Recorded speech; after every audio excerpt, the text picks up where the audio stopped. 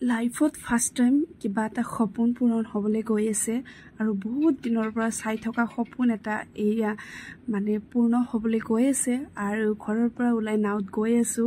আৰু কিমান দিনৰ পৰা যে ভাবি আছিলো এইখন ঠাইলৈ যাম বুলি নাজানো কি আছে বা ইমান যোৱাৰ কিয় হেঁপাহ কিন্তু যাবলৈ বহুত বেছি ইচ্ছা আছিল আৰু ফাইনেলি আজিৰ দিনটোতে পূৰণ হ'বলৈ গৈ আছে আৰু গাড়ী আহিলে আমি উঠিলো আৰু এতিয়া ৰাস্তাতে গৈ আছো আৰু এইফালে কটাবাৰী ড্ৰিমল্যান্ডৰ ওচৰ ড্ৰিম সিটি হোটেলৰ ওচৰত ৰখিছো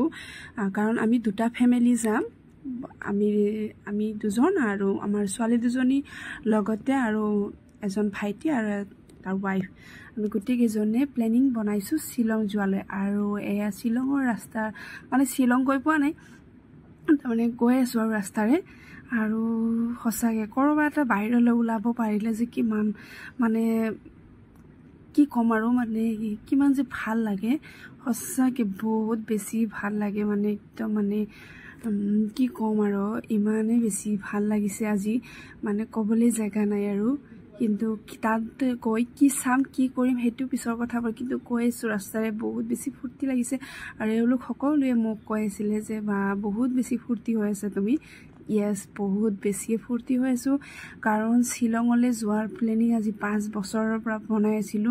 মই যোৱা নাই বহুতে হয়তো কৈছে আৰু বহুতে হয়তো শুনিলে ক'ব যে বা শিলঙত যোৱাৰো কিবা প্লেনিং থাকেনে Yes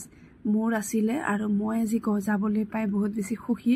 আৰু গৈ থকা অৱস্থা যেটো এটা পৰিবেশ গছ গছনিৰ পৰিবেশ বহুত বেছি মানে ধুনিয়া গছ গছনিবিলাক ইমান বেছি ভাল লাগিছে চাই আৰু তাতে আমাৰ ইয়াত কয় গছ গছনিবিলাক সব বেলেগ একেবাৰে মানে বেলেগ ধৰণৰ আৰু শিলং আহি পালোৱে মানে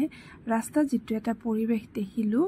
বহুত ধুনিয়া পৰিবেশ কিন্তু মোৰ চাই বহুত বেছি ভাল লাগিল আৰু আহোতে যিকেটা লেক দেখিছো লেকখিনিও বহুত বেছি ধুনিয়া আৰু এয়া যোৱা ৰাস্তাত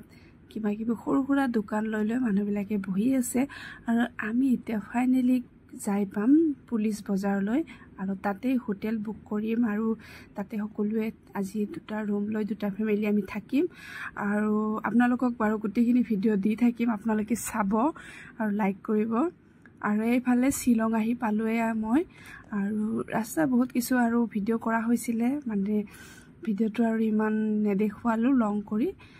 ডাইৰেক্ট আৰু ঠাইত আহিয়ে দেখুৱাই দিলো আৰু আপোনালোকক এইফালে গাড়ী চাৰি পেমেন্ট কৰি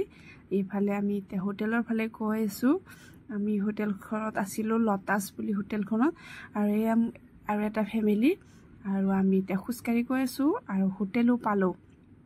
কেনেকুৱা ভাল লাগিব নাজানো কিন্তু সকলো যাতে ভালে হয় আৰু সকলো যাতে ভালকে থাকিব পাৰো তাৰে আশা আৰু এয়া আমাৰ ৰুমটো পালো বেছি ডাঙৰ ৰুম লোৱা নাই সৰু ৰুম লৈছো যেহেতু বাজেটৰ লগত মিলিব লাগিব ন আমি সৰু মানুহ সৰু ৰুমত থাকিম আৰু এইখিনিয়ে ভিডিওটো আজিলে বাই বাই